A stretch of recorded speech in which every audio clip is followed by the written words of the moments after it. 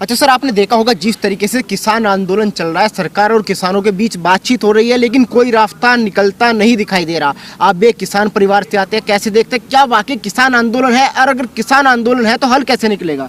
देखिए, सबसे पहले क्योंकि मैं किसान परिवार से आता हूं और मैं क्या राष्ट्र की आज के भी दिन में 60% जनता किसान परिवार से आती है, तो कहीं ना कहीं भारत एक ऐसा राष्ट्र है जहां पर हर एक दूसरे नागरिक से आप मिलेंगे तो आपको पता चलेगा कि वाकई उसका कोई ना कोई एक संपर्क, एक संबंध जो है वो किसानों से डायरेक्टली या इनडायरेक्टली है। अब हम चर्चा करते हैं किसान आंदोलन का। ये किसान आंदोलन अगर सही रास्ते पर जाता, और कब, जब जो सरकार है वो लचीली व्यवस्था नहीं अपनाती। लचीली व्यवस्था अपनाने का मतलब क्या है कि अगर किसान बोलते कि ये परेशानी है हमको और सरकार बोलते कि नहीं, हम कोई आश्वासन नहीं दे रहे, हम कोई संशोधन नहीं करेंगे, तो हमें एक मिनट के लिए समझ में आता कि यार शायद किसानों के साथ ज्यादती हो रही है। पहला बिल, किसानों ने बोला कि हमें एमएसपी पर डाउट है, मिनिमम सपोर्ट प्राइस पर डाउट है। सरकार ने बोला संशोधन करने के लिए तैयार है। एमएसपी जैसी थी वैसी है, वैसी ही रहेगी, लेकिन फिर भी अगर परेशानी है तो हम संशोधन करने के लिए तैयार हैं। दूसरा बिल, एपीएमसी एक्ट, मतलब कि ये एक्ट आने के बाद हो सकता है कि बाजार से जो मंडियां हैं वो खत्म हो जाएगी। सरकार ने बोला कि लिखित आश्वासन देने के लिए तैयार हूं, मंडियां कहीं नहीं जाएगी, मंडियां एकदम खत्म नहीं होगी। और उसका सबसे बड़ा एक मैं आपको उदाहरण देना चाहता हूं कि 2014 के बाद जब से नरेंद्र भाई मोदी की सरकार आई, 4000 करोड़ से ज्यादा रुपए खर्च किए जा चुके हैं राष्ट्र के मंडियों के पुनरुद्धार के लिए। तो जहां पर 4000-5000 करोड़ रुपया कोई सरकार एक एक राज्य में मंडियों के पुनरुद्धार के लिए खर्च कर रही है, वहां पर आप अंगुली उठा रहे हैं। तीसरा बात, इन लोगों ने बोला कि हम कैसे मान लें कि कॉरपोरेट फार्मिंग जो है, कॉरपोरेट फार्मिंग के तहत हमारे जो खेत हैं वो किसी के पास नहीं जाएंगे, किसी कॉरपोरेटर के पास। कॉरपोरेटर का मतलब निगम का पार्षद नहीं, कॉरपोरेटर का मतलब जो कॉरपोरेट एजेंसी चलाने वाले लोग हैं। मैं एक आपको उदाहरण देना चाहता हूं। हम जहां पर खड़े हैं उसके बगल में सीपी है, और सीपी में बहुत सारे आपको स्वीट शॉप्स मिल जाएंगे, मैकडी के शॉप्स मिल जाएंगे, केएफसी के शॉप्स मिल जाएंगे। क्या अब हम ये मतलब निकाल लें कि आप किसी शॉप पर जाकर बोलेंगे कि हमें 5 केजी मिठाई चाहिए, तो दुकानदार बोलेगा कि नहीं नहीं जी, मैं मिठाई नहीं दूंगा। क्यों नहीं दूंगा? क्योंकि अगर आप मेरे से मिठाई खरीद रहे हो तो मेरा दुकान भी आप ले लोगे। ये तो मतलब नहीं हुआ ना। अगर हम दुकान में जाते हैं मिठाई खरीदने तो हम सिर्फ मिठाई खरीद नहीं जाते हैं। ठीक उसी प्रकार कॉरपोरेट फार्मिंग के तहत अगर किसी के खेत से कोई भी कॉरपोरेट एजेंसी जाती वहां पर फसल का खरीदारी करने, तो फसल का खरीदारी करने का मतलब था कि सिर्फ उसका एग्रीमेंट उस खेत के फसल के लिए होगा। उसका ये कहीं भी चर्चा नहीं था, ना विवेचना था कि इसका मतलब है कि आप उसके खेत को, उसके लैंड को एक्वायर कर रहे हैं। कोई भी लैंड एक्विजिशन की बात उसमें नहीं हुई थी। मैं आपको एक उदाहरण देना चाह रहा हूं। आज दिल्ली में, आज यहाँ पर दिल्ली में चाहे सिंधु बॉर्डर हो या गाजीपुर बॉर्डर हो या तिकारी बॉर्डर हो, हर एक जगह किसान आंदोलन, किसान आंदोलन, किसान आंदोलन आप देख रहे हैं। जस्ट उसके बगल में सटा हुआ उत्तर प्रदेश है, दिल्ली से सटा हुआ उत्तर प्रदेश और उत्तर प्रदेश से सटा हुआ बिहार है। इस किसान आंदोलन के बीच 425 लाख क्विंटल धान की खरीद उत्तर प्रदेश सरकार के द्वारा वहां के किसानों से की जा चुकी है, और उसके एवज में 7780 करोड़ रुपए का भुगतान ऑलरेडी हो चुका है। मैं इस किसान आंदोलन के बीच का बात बता रहा हूं। बिहार का आप चर्चा कर लीजिए। बिहार में कोई भी एक जगह उठाकर देख लीजिए, आप चले जाइए, 1868 रुपए जो नमी युक्त धान है और 1888 रुपए जो नमी विहीन धान है, उसकी खरीदारी हो रही है। और अब दिल्ली में चले आइए, जहां का ये खोखूमल बैठा हुआ है आज सत्ता पर, इसके बारे में आप एक सेकंड सोच लीजिए। मैं नजफगढ़ के मंडी में गया था। 2020 में गेहूं का जो पैदावार हुआ था, जो फसल हुआ था, उस पर इन्होंने बोला था कि 2616 रुपए पर क्विंटल के हिसाब से हम किसान भाइयों से गेहूं खरीदेंगे। बोलकर तो आप वाहवाही लूट लिए। वहां के किसान बोल रहे हैं कि 6 महीने बीत गए, मतलब मई से लेकर नवंबर पार हो गया, दिसंबर भी जाने को है, 1 किलो गेहूं नजफगढ़ के मंडी से नहीं बिक्री हुआ है। और ये खोखूमल सामने आता है और सामने आकर बोलता है कि अजी हम किसानों के साथ हैं। मतलब ये दोनों हाथों में लड्डू लेना चाहता है। एक तरफ जहां पर सरकार, जहां पर जो राष्ट्र का प्रधान सेवक है वो तैयार है, बोलता है कि हम सिर झुका करके किसानों से बातचीत करने को तैयार हैं, अगर कोई भी परेशानी होगी तो उसको हम दूर करने के लिए हमेशा आगे बढ़कर हाथ मिलाएंगे उनसे, और खड़े हैं। दूसरी तरफ चर्चा क्या हो रही है? अंबानी और अडानी की। क्या अंबानी 2014 के बाद राष्ट्र का अमीर इंसान बना?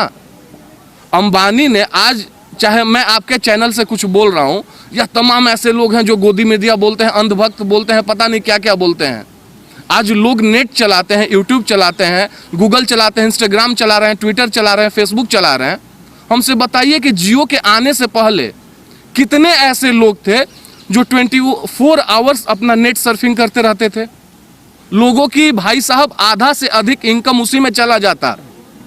अंबानी जब आया, इसने जियो लाया और उसमें बोला कि हम डेटा फ्री देंगे, और जितनी सारी भी ट्राई के अंतर्गत जितनी सारी भी नेटवर्क एजेंसियां थी, सब ने इस बात को एक्सेप्ट किया कि अगर वो इंसान कर सकता है तो हम क्यों नहीं कर सकते हैं। और उसका परिणाम हुआ कि चाहे एयरटेल हो या बीएसएनएल हो या वोडाफोन हो या तमाम कोई भी नेटवर्क एजेंसीज हो, कोई भी कम्युनिकेशन एजेंसीज हो, टेलीकॉम सेक्टर में एक ऐसा रिवॉल्ट आया जहां पर लोग अब एक दूसरे से कंपटीशन करने लगे कि नहीं, अगर वो 1.5 GB डेटा पर डे देता है 249 में, तो मैं सेम प्लान 199 में दूंगा।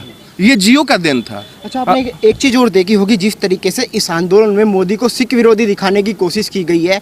कनाडा देख लो, यूएस देख लो, जहाँ तक है पूरे के पूरे आंदोलन में जितना भी सिख समाज है सबका समर्थन मिल रहा है। आपको क्या दिखाई दे रहा है, क्या कोई बड़ी साजिश है?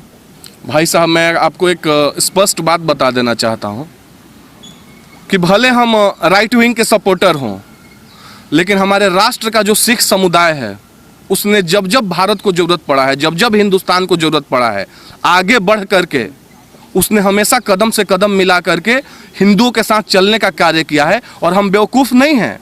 और नरेंद्र मोदी अगर बेवकूफ़ होते तब वो कुछ बोलते। आज तक उन्होंने एक शब्द भी बोला?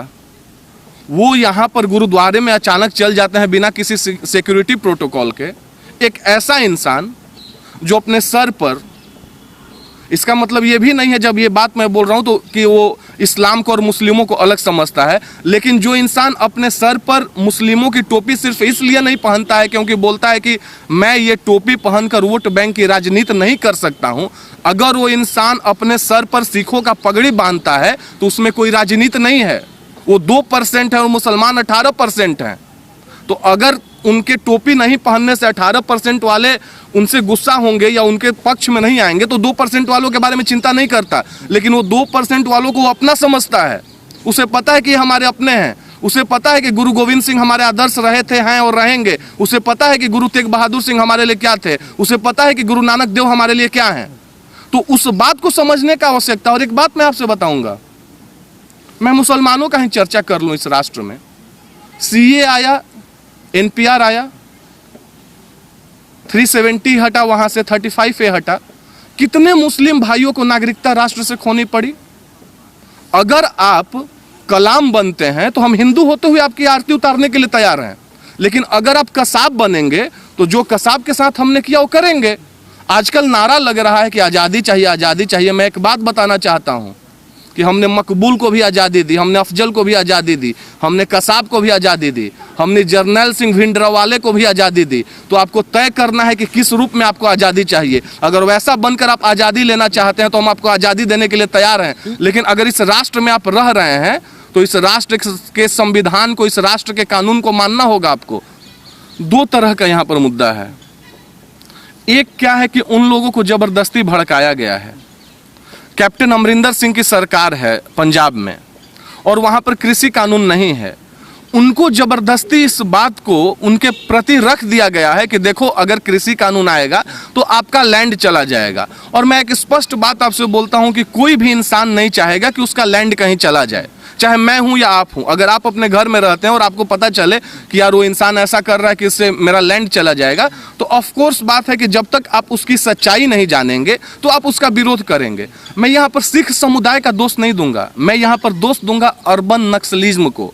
मैं यहाँ पर दोष दूंगा जो कर्नाटक के आईफोन के फैक्ट्री में जाकर वहाँ पर तोड़फोड़ करते हैं। मैं दोष दूंगा महाराष्ट्र में अमेजन के स्टोरेज में जाकर जो लोग वहाँ पर तोड़फोड़ करते हैं। मैं दोष दूंगा पंजाब में उन लोगों को जो जर्नैल सिंह भिंडरावाले जैसे लोगों से प्रेरित होकर, और ये जो खालिस्तानी वर्ड है वैसे लोगों के लिए है जो जियो के 1600 टावर को नुकसान पहुंचाते हैं। जब वो नुकसान पहुंचाते हैं तो उन्हें इस बात की अंदाज और एहसास तक नहीं होती है कि जियो का कंपनी का जो ऑनर है उस राष्ट्र को 80,000 करोड़ रुपए टैक्स प्रति साल देता है, और सिर्फ जियो में कम से कम हमारे देश के ही 2 लाख लोग रोजगार कर रहे हैं। और ये वो लोग हैं जो कोरोना काल में भी यहाँ के अर्थव्यवस्था पर रोना रोते हैं और यहाँ के बेरोजगारी पर रोना रोते हैं। तो अब हमें समझने की आवश्यकता है कि एक तरफ आप देश के इंफ्रास्ट्रक्चर को नुकसान पहुंचा रहे हो।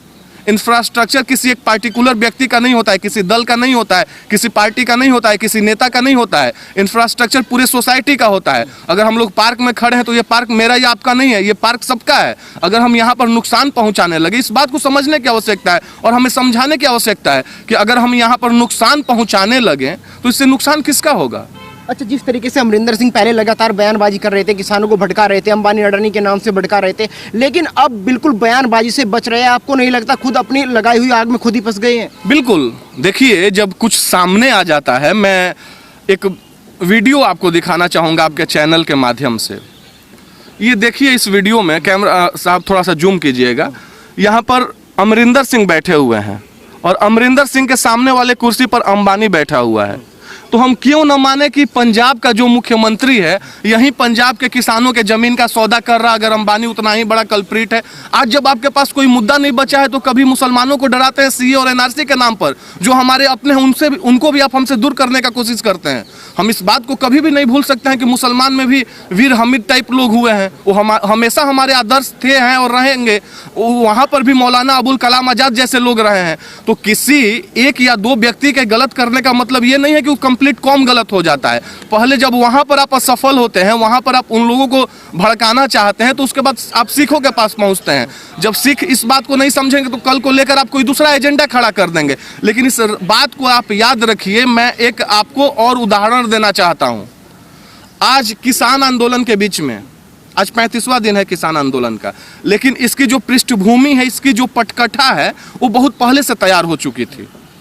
जब किसान आंदोलन आया और उसके बाद बिहार चुनाव जो हुआ, वहां पर भी ये लोग तमाम ऐसी टिप्पणियां कर रहे थे बिहार के चुनावी सभा में, क्योंकि वहां मैं मौजूद था। विपक्षी पार्टियां आकर वहां पर किसानों को बरगलाने का और भड़काने का कार्य कर रही थी, कोशिश कर रही थी। ये बात का बात है कि वो संभव नहीं हो पा रहे थे।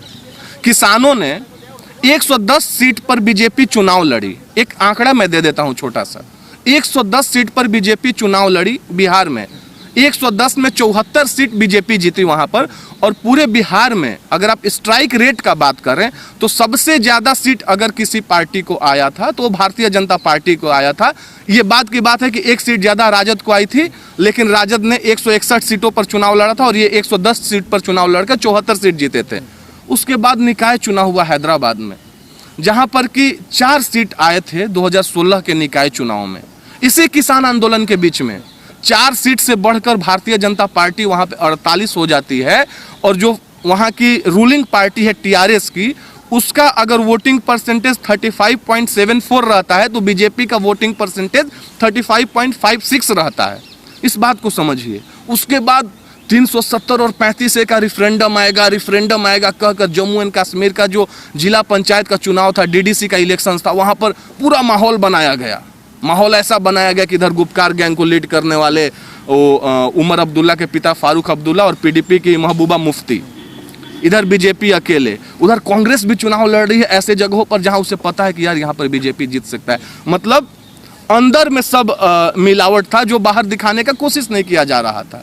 रिजल्ट क्या हुआ? जेएनके के चुनाव में गुपकार गैंग, मतलब पीडीपी भी, नेशनल कॉन्फ्रेंस भी और जितनी सारी एलाइज उनके साथ मिली हुई थी, ये लोग मिलकर लार्जेस्ट अलायंस बने। लेकिन सिंगल लार्जेस्ट पार्टी वहां पर भी भारतीय जनता पार्टी बनी। उसके बाद 2021 में बंगाल का चुनाव आ रहा है और एक बात मैं पूरे विश्वस्त रूप से आपको बताना चाहता हूं कि वहां पर भी, वहां का जो दिनों प्रतिदिन वहां पर लोगों में हम लोग उत्साह देख रहे हैं पार्टी के प्रति, भगवा झंडे के प्रति, हिंदुत्व के प्रति। और हिंदुत्व का मतलब फिर ये नहीं है कि किसी धर्म का अपमान करना। हिंदुत्व का मतलब है आर्ट ऑफ लाइफ। हिंदुत्व का मतलब है कि इंसान जिंदगी कैसे जीता है उसको हम सिखाने का कार्य करते हैं।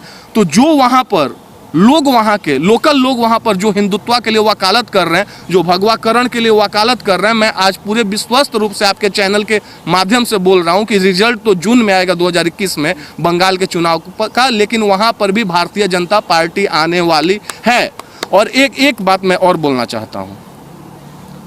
ऐसे लोग, आज़ादी के 73 साल हो गए, ऐसे लोग जो 61 साल तक सत्ता में राज किए।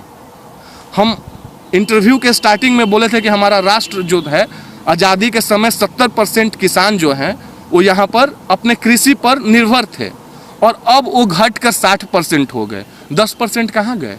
10% ना IAS बने, ना IPS बने, ना PCS बने, ना BPS निकाले, ना UPPCS निकाले, ना IIT निकाले, ना IIM में गए। ये 10% दिल्ली, बेंगलोर, पुणे, मुंबई, मद्रास जैसे शहरों में, लुधियाना, अंबाला, बरनाला जैसे शहरों में जाकर दिहाड़ी मजदूर बन गए, माइग्रेंट लेबरर्स बन गए, प्रवासी मजदूर बन गए। और जिम्मेदार कौन है उसके लिए? जो 61 साल राज किया। आप बताते हो कि वो कानून सही है, आप 61 साल में यहाँ के किसानों की स्थिति ऐसी बद से बदतर कर देते हो कि वो 70 से 60% आकर और 10% वाला दिहाड़ी मजदूर बन जाता है, प्रवासी मजदूर बन जाता है। और फिर आप बोलते हो कि नहीं नहीं हम सही थे।